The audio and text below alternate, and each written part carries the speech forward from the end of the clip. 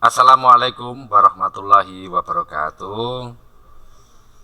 Anak-anak semuanya, eh, kelas 3 yang saya sayangi, pada pertemuan kali ini Bapak akan membahas tentang materi akuntansi jurnal umum. Tapi terlebih dahulu saya akan menyampaikan pembelajaran yang terdahulu, yaitu tentang persamaan dasar akuntansi. Setelah kita membuat persamaan dasar akuntansi kemarin, kita akan masuk ke dalam pembuatan jurnal umum. Nah, jurnal umum itu sangat penting sekali sebagai dasar kita untuk mempelajari akuntansi. Dalam pembelajaran akuntansi, jurnal umum ini mutlak harus bisa. Karena jurnal umum ini adalah sebagai dasar kita itu mempelajari akuntansi. Membuat jurnal umum, hukumnya itu kalau dalam akuntansi itu bisa dikatakan wajib ya. Oleh karena itu perhatikan baik-baik masalah tentang jurnal umum ini ya. Nah, jurnal umum itu adalah sebuah jurnal. Bisa kita lihat di dalam tampilan di layar bahwa untuk mencatat, atau jurnal umum itu adalah sebuah jurnal untuk mencatat transaksi keuangan akuntansi. Nah, bentuknya adalah di situ dalam layar ada tanggal, ada akun atau keterangan atau perkiraan, itu sama saja. Yang selanjutnya adalah ada kolom debit dan kolom kredit. Nah, debit dan kredit itu di situ adalah nama kolom ya, nama kolom ya. Mungkin kalian bingung dengan kredit di sini. Nah, kredit di sini itu bukan utang ya, bukan utang, tetapi ini hanyalah nama kolom ya.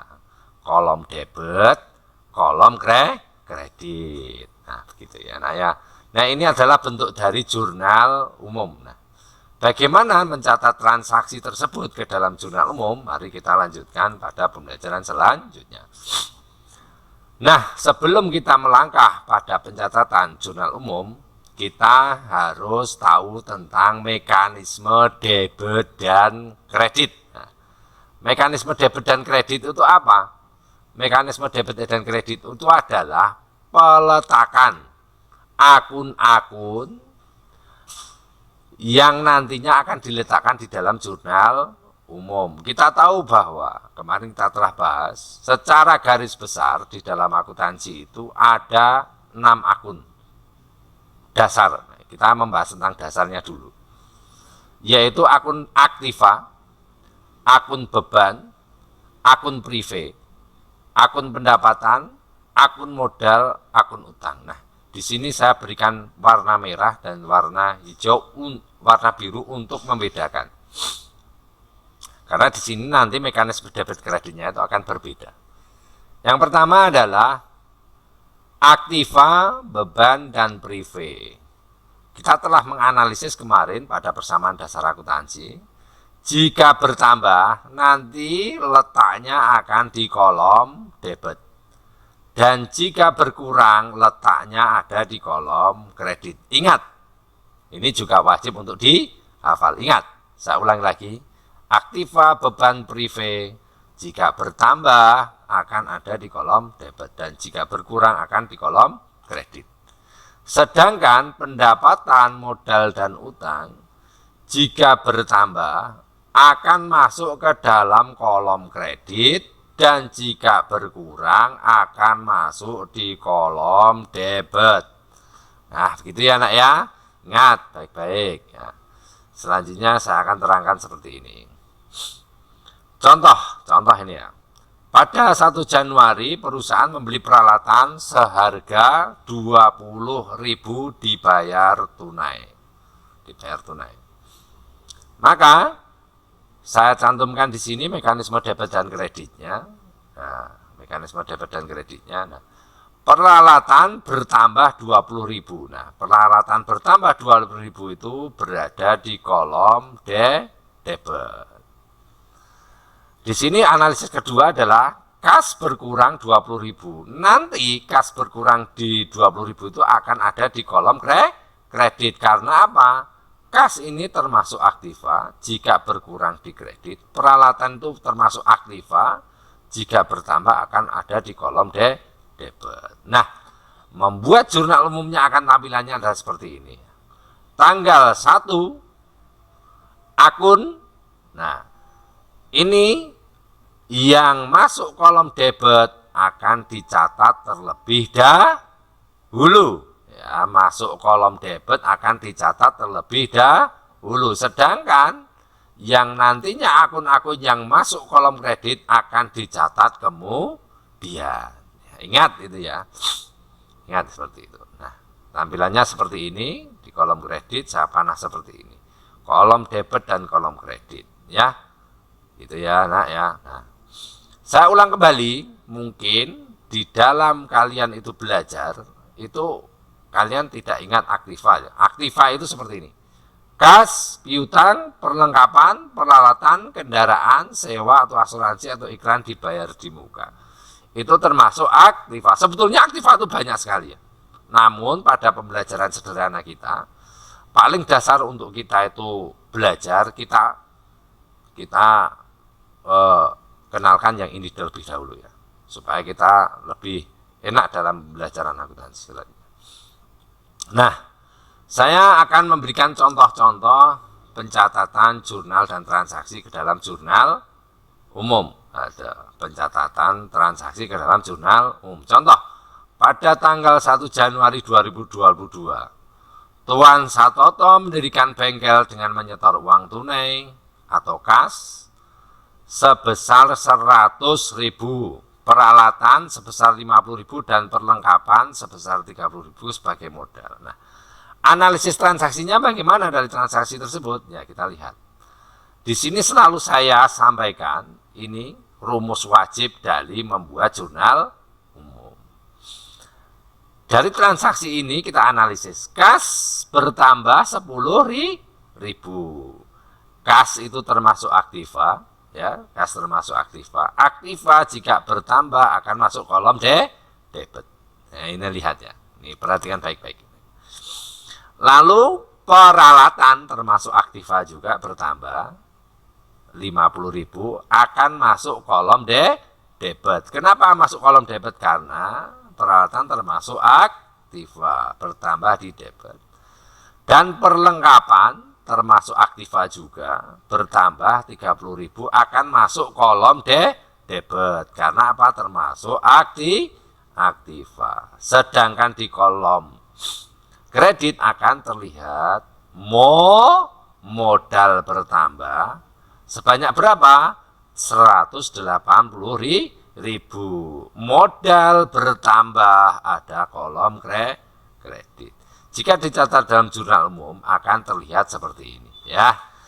Yang diingat, yang ditulis terlebih dahulu adalah yang masuk kolom debit. Masuk kolom debit seperti ini ya, Dek ya.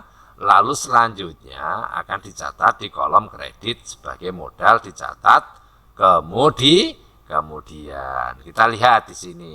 Ingat perpindahannya. Ini saya panah merah supaya lebih jelas ya adanya. Nah, seperti ini. Nah, selanjutnya tanggal 2 Januari 2022 membeli peralatan sebesar 5.000 dan perlengkapan sebesar 3.000 dibayar tunai. Analisis transaksinya adalah peralatan bertambah 50.000. Nah, peralatan itu termasuk aktiva bertambah berarti ada di kolom debit. Perlengkapan bertambah, perlengkapan termasuk aktiva di kolom debit. Dibayar tunai berarti ada kas yang berkurang. Kas itu termasuk aktiva, jika berkurang akan masuk kolom kredit. Jika dicatat dalam jurnal umum akan terlihat seperti ini. Nah, yang dicatat terlebih dahulu adalah yang masuk kolom debit. Sehingga apa pencatatannya? Peralatan debit 5.000, perlengkapan debit 3.000, kemudian baru dicatat kas berkurang 8.000. Karena apa? Karena masuk kolom kredit. Selanjutnya, contoh selanjutnya. Pada tanggal Januari 2022, membeli peralatan sebesar 10.000, namun baru akan dibayar bulan depan, atau kredit atau utang. Nah, di sini kredit itu artinya utang ya, bukan kolom kredit ya. Harus bisa dibedakan. Nah, analisis transaksinya adalah seperti ini. Nah, membeli peralatan berarti peralatannya itu bertambah. Peralatan termasuk aktiva, maka akan masuk kolom debit. Nah, namun baru akan dibayar bulan depan, maka muncul utang. Yang tadinya nggak punya utang jadi punya utang. Jadi utangnya bertambah. Utang bertambah masuk kolom kredit. Oleh karena itu jika dicatat di jurnal umum akan terlihat seperti ini. Ingat selalu, yang dicatat adalah yang masuk kolom debit terlebih dahulu, baru akan dicatat kolom kredit. Maka akan terlihat seperti ini, nak. Ya. Lanjut, pada tanggal 4 Januari 2022, membeli perlengkapan sebesar 15.000, namun baru akan dibayar 10.000, sisanya akan dibayar bulan depan atau masih diutang. Dan begitu. Maka analisis transaksinya kita lihat seperti ini. Membeli perlengkapan berarti perlengkapannya bertambah. Nah, karena perlengkapan termasuk aktiva, maka jika bertambah akan masuk kolom debit. Nah, baru dibayar berapa? 10.000, berarti ada kas yang berkurang sebesar berapa? 10.000. Akan masuk kolom apa? Kredit. Karena apa? Kas itu termasuk aktiva, jika berkurang itu akan masuk kolom kredit. Nah, yang 5.000 kemana? Yang 5.000 itu akan menjadi utang karena perlengkapannya harganya 15.000 baru dibayar 10.000. Yang 5.000 akan menjadi utang. Jadi utangnya bertambah atau berkurang? Ya, bertambah. Utang bertambah itu akan masuk kolom kredit. Maka jika transaksi ini dibuat jurnal umum akan terlihat seperti ini. Ya, ingat, selalu saya ingatkan, yang dicatat terlebih dahulu adalah yang masuk kolom debit, sehingga perlengkapan bertambah, kas berkurang dan utang bertambah. Di sini ada di kolom kredit. Selanjutnya, pada tanggal 5 Januari 2022 menerima pendapatan sebesar 10.000. Nah, kita lihat pendapatan ya. Ini kita lihat pendapatan.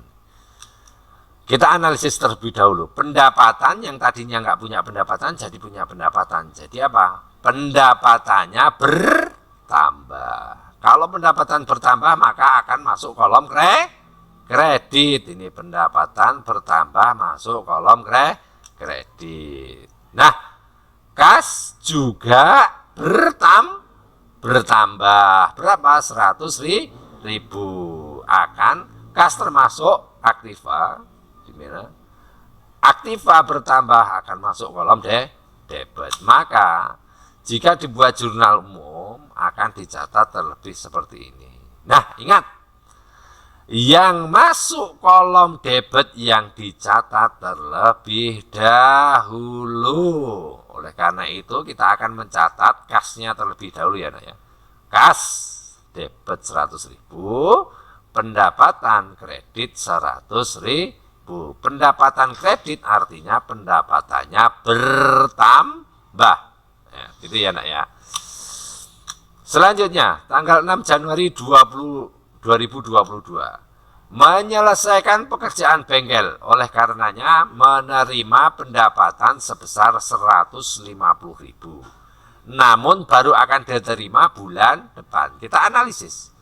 Berarti ada pekerjaan yang sudah kita selesaikan, namun pekerjaan tersebut belum dibayar oleh pelanggan.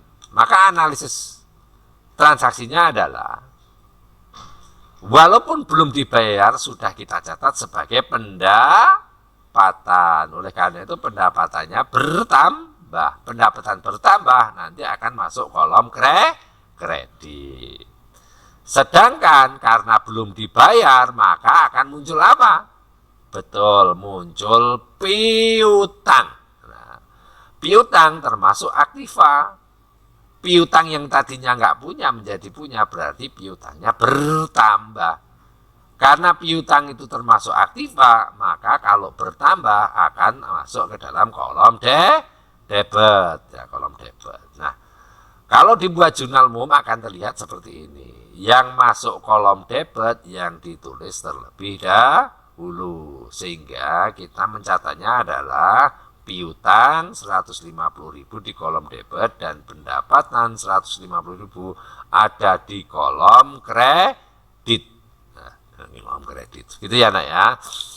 Selanjutnya, pada 7 Januari 2022 menyelesaikan pekerjaan bengkel. Oleh karenanya menerima pendapatan 150.000, namun baru diterima 100.000. Sisanya akan diterima bulan depan. Oke, kita lihat analisis transaksinya, anak-anak. Pendapatan bertambah, walaupun sebagiannya belum kita terima. Ya, namun pada aturan akuntansi, pendapatan yang belum kita terima tetap dicatat sebagai pendapatan. Sehingga pendapatannya bertambah berapa? 150.000. Ingat, pendapatan bertambah ada di kolom kredit. Baru diterima 100.000, berarti apa yang masuk di dalam perusahaan kita? Yaitu kas. Ya, kas bertambah tapi berapa? Baru 100.000. Yang sisanya yang 50.000 akan muncul sebagai apa? Kita catat sebagai apa? Yaitu sebagai piutang. Sehingga piutangnya juga bertambah 50.000. Nah, kas bertambah 100.000, debit piutang bertambah, maaf ini 50.000 seharusnya ya, di debit. Maka jika dicatat sebagai jurnal umum akan dicatat seperti ini. Nah, kas, piutang, dan pendapatan. Ingat, yang dicatat terlebih dahulu adalah yang masuk kolom debit. Sehingga catatnya adalah kas, piutang ada di kolom debit, dan pendapatan sebanyak berapa? 150.000 ada di kolom kredit. Nah, selanjutnya, tanggal 8 Januari 2022 membayar beban gaji sebesar 10.000. Nah, analisis transaksinya adalah membayar beban gaji, berarti ada beban gaji yang bertambah. Kita lihat, beban kalau bertambah ada di kolom apa, Dik? Debit. Sedangkan untuk membayar beban gaji kita mengeluarkan yang namanya kas. Kas berkurang ada di kolom kredit. Jika dicatat dalam jurnal umum akan terlihat seperti ini ya.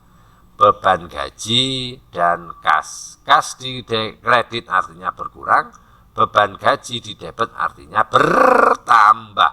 Ini lihat sesuai dengan mekanisme debit dan kredit yang telah kita pelajari bersama-sama. Nah, selanjutnya, pada tanggal 9 Januari 2022 membayar beban listrik sebesar 15.000, maka akan terlihat seperti ini. Analisis transaksinya ya. Beban listrik bertambah 15.000 nanti akan dicatat di kolom debit karena beban. Beban bertambah di kolom debit. Nah, untuk membayar beban listrik kita memakai kas. Kasnya sehingga kasnya berkurang. Sebesar berapa? 15.000. Kas karena itu adalah termasuk aktiva, jika berkurang akan masuk kolom kredit. Maka jurnal umumnya kita catat sebagai berikut. Beban listrik di debit, kasnya di kredit 15.000. Nah, selanjutnya tanggal 10 Januari 2022 membayar utang. Jadi kita itu sebagai perusahaan punya utang dan pada tanggal 10 Januari itu utangnya kita itu bayar. Kita bayar kepada orang lain. Maka di situ analisisnya bagaimana? Betul. Karena kita membayar utang berarti utang kita akan berkurang. ya kan? Kita bayar utang. Berarti utang kita berkurang. Utang jika berkurang ada di kolom apa, Dik? Kita letakkan di kolom debit. Nah, di kolom debit seperti ini. Sedangkan karena kita membayar utang, kita bayar utangnya pakai apa, Nak? Pakai kas. Sehingga kasnya kita berkurang. Kas termasuk aktiva, jika berkurang ada di kolom kredit. Jika dicatat di dalam jurnal umum akan terlihat seperti ini. Nah, beban listrik dan kas. Maaf, ini seharusnya adalah utang dan kas ya, seharusnya utang dan kas. Selanjutnya, diterima pelunasan utang dari pelanggan sebesar 30.000. Diterima pelunasan utang dari pelanggan, jadi kita punya piutang, ada orang yang bayar kepada kita, berarti kasnya karena bertambah. Betul. Kasnya bertambah karena ada orang yang membayar utangnya kepada kita. Sebesar berapa? Kas bertambah, kas karena aktiva bertambah ada di kolom debit. Nah, piutangnya berkurang sebesar 30.000. Piutang termasuk aktiva. Jika aktiva berkurang, maka di kolom kredit. Maka jika dicatat ke dalam jurnal umum akan terlihat seperti ini. Akun, kas, debit, dan piutangnya kredit. Nah, sekarang, nah ini prive. Prive itu adalah pengambilan uang pribadi, pengambilan uang dari perusahaan untuk kepentingan pemilik atau pribadi. Namanya prive. Tuan Satoto mengambil uang dari bengkel untuk kepentingan pribadi atau prive sebesar 30.000. Nah, nastas sanksinya bagaimana? Prive yang tadinya tidak ada, jadi ada, merata prive itu bertambah. Sebesar berapa? 30.000. Nah, prive bertambah kita letakkan di kolom debit. Sedangkan kas karena mengambil uang ya dari perusahaan, kasnya berkurang. Kasnya berkurang termasuk aktiva berkurang ada di kolom kredit. Jika dicatat ke dalam jurnal umum maka akan terlihat seperti ini. Jurnal umum prive dan kas. Nah, demikian pembahasan tentang jurnal umum secara sederhana. Namun insya Allah apa yang saya sampaikan ini bisa menjadi jelas karena apa yang saya sampaikan ini saya sederhanakan, angka-angkanya saya sederhanakan secara supaya mudah untuk dimengerti oleh anak-anak semuanya. Ya, nah sebetulnya penyelesaian jurnal umum itu pada dasarnya seperti itu. Nah, nanti dalam pengembangannya banyak sekali ya. Dalam pengembangannya itu dalam banyak kali. Jika dalam perkuliahan itu ada jurnal yang sangat rumit dan membutuhkan angka-angka yang besar-besar. Tapi pada hakikatnya, pada dasarnya, membuat jurnal umum itu adalah seperti yang saya terangkan tersebut. Nah, saya Satoto Brontoleksono, semoga apa yang saya sampaikan itu bermanfaat. Assalamualaikum warahmatullahi wabarakatuh.